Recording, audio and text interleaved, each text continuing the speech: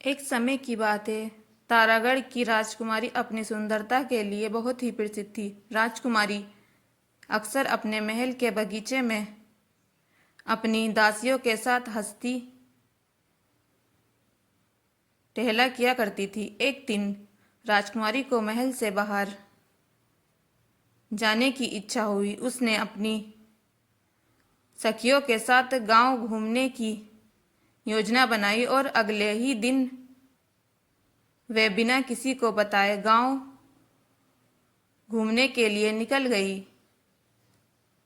गांव से मिले बोलने वाला मेंढक राजकुमारी अपनी सखियों के साथ गांव घूम रही थी। घूमते घूमते वह एक तालाब के पास पहुंची।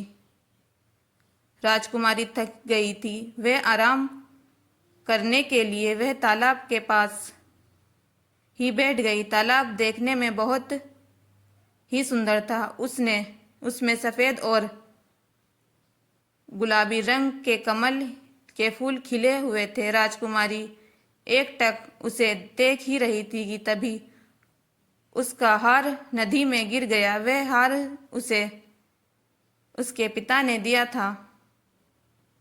राजकुमारी की सखियां उसके लिए भोजन का इंतजाम करने गई थी, तो वह कोई भी था जो उसे हार को तालाब से निकाल सके। ये सोचकर वे बहुत ही दुखी हो गई और रोने लगी। कहानी में आगे बढ़ने से पहले हमारे चैनल को सब्सक्राइब कीजिए। राजकुमारी की रोने की आवाज़ सुनकर एक मेंढक वहां आया और वे राजकुमारी से बोला, मुझे पता है तुम्हारे पिता के द्वारा उपहार में दिया गया हार तालाब में गिर गया है।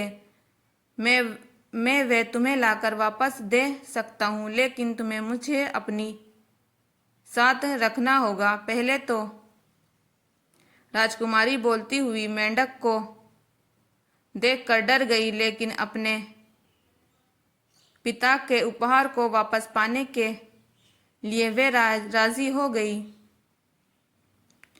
सुनकर मेंढक ने तालाब में छंगाल लगाया और थोड़ी देर बाद वे हार के साथ वापस निकला। ये बहुत ही ज्यादा खुश हो गई और उसने उसे अपने साथ महल ले जाने का निर्णय किया।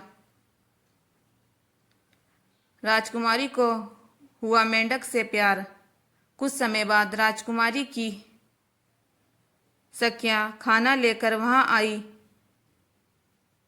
सब ने बैठकर मजे से खाना खाया और वापस महल में चल गए। राजकुमारी ने अपने पल्लू में मेंढक को छुपा लिया और उसे भी वहां महल में ले आई। अब राजकुमारी अक्सर उस मेंढक से बातें करने लगी। वह उसे अपने सुख दुख की सभी बातें बताने लगी।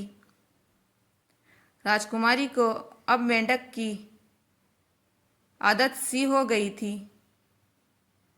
लेकिन एक दिन राजकुमारी किसी काम से बाहर गई थी। मेंढक को वह अपने कमरे में ही छोड़ गई थी, लेकिन कुछ सैनिकों ने मेंढक को वहां देख लिया। उन्होंने उसे पकड़कर मेंढक को बाहर फेंक दिया। राजकुमारी जब वापस आई और जब उसे ये पता चला तो वह फूट फूट कर रोने लगी। लेकिन राजकुमारी की रोने की आवाज़ सुनकर मेंढक वहां वापस आ गया। मेंढक को अपनी आंखों के सामने देखकर वे बहुत ही खुश हो गई और खुशी खुशी में उसने मेंढक को चूम लिया।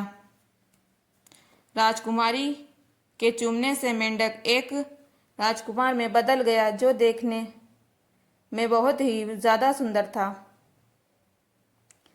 जादूगर के श्राप के श्रापित था। राजकुमारी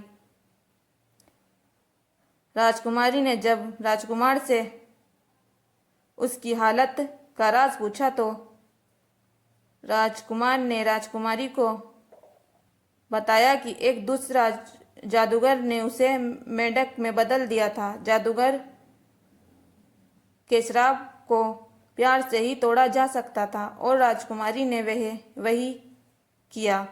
राजकुमारी के प्यार भरे चूमने से वह फिर से इंसान बन गया था।